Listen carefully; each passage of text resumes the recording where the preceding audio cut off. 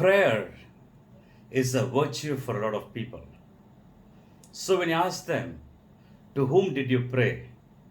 They would say, I prayed to God. That means they have made some supplication or expressed or communicated. So we ask them the next question, where is God? And then they blink for a moment and say, yes, there is God. But do you know God? Do you have his contact number? Do you have his hotline connection? And they blink. The reason is, for many people, prayer is a ritual. They've been told from a very young age, you got to pray because there is God. And for many people, prayer is more of a concept. Now, there are some people who will say, yes, God is there everywhere, so we prayed. Now, having said that, let me enact a theatrical scene for you. Let's say it's about 10 p.m. in the night, and you're walking towards your house. The lane is very lonely. There is a street light, a lone street light. And as you're walking, you found something shining. And you are a connoisseur of diamonds. One look, you know that that shining object under the street light is a diamond necklace worth few lakhs of rupees. You really get excited and you go towards that object. And you look around, and there you find a man leaning over the wall and smoking a bidi. So you felt this is not the right time. So you waited for the man to finish the bidi. He finished and left. You got into action, picked up that diamond necklace and went running home happily. Now let's analyze this scenario once again. First time you did not pick up the diamond necklace. You know why? Because you had a perfect knowledge there was somebody watching you picking up the diamond necklace. The second time you picked up the diamond necklace. You know why? Because you had a perfect knowledge that there was nobody watching you picking up the diamond necklace. Now, if you say God is there everywhere, was there somebody watching you picking up the diamond necklace? Yes, but at that time, you just didn't take it into consideration because it didn't suit your convenience. So therefore, God is more of a convenience. When you are in problem, you want God. And then when you want to do certain aspects, you just forget God. So therefore, God is convenience and God is merely a concept for people. That's why this biblical verse, which says, all things work together for good to them that love God, appears nonsensical.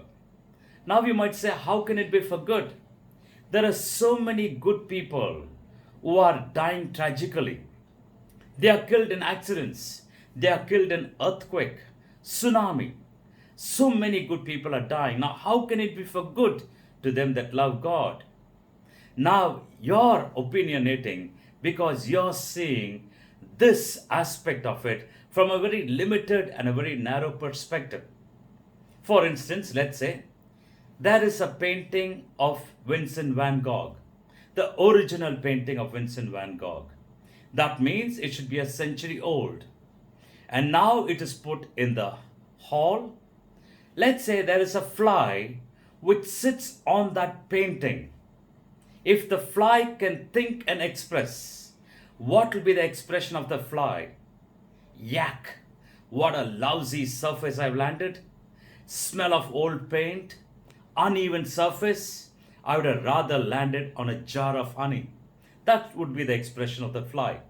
Now let's say I, with my magic wand, give that fly the vision of a connoisseur of art, and then make that fly to see that same painting. And now the fly will say, wow, what a masterpiece. Earlier it was yak, what a lousy surface, and now it is wow, what a masterpiece. The same thing applies to us. Today we are seeing things from a very narrow or limited perspective with our own conditioning and our belief systems. And therefore we are questioning as to why things are happening like this. But if you can drop your belief system, drop your conditioning and see things from its totality, from a broader perspective, you will find an inclusive visions will really open you up, and you will say, yes, all things work together for good to them that love God. So it's very important. The same situation that you're going through can change if you can see the totality of things. So, therefore, to live a life, it's important to broaden our perspective. It's important to see the bigger picture. It's important to be inclusive. And then you will find whatever is happening, be it favorable or unfavorable, it's all happening because it is designed to happen, because you don't condemn it, you don't victimize yourself, but you see that aspect not in its individuality, but you see in its totality.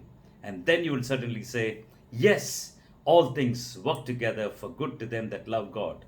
So, to live a human life, it's very important to open our minds, to have a broader vision and a broader perspective, be inclusive, and then we will be certainly not be condemning, but instead accept things as they are and proceed ahead in life.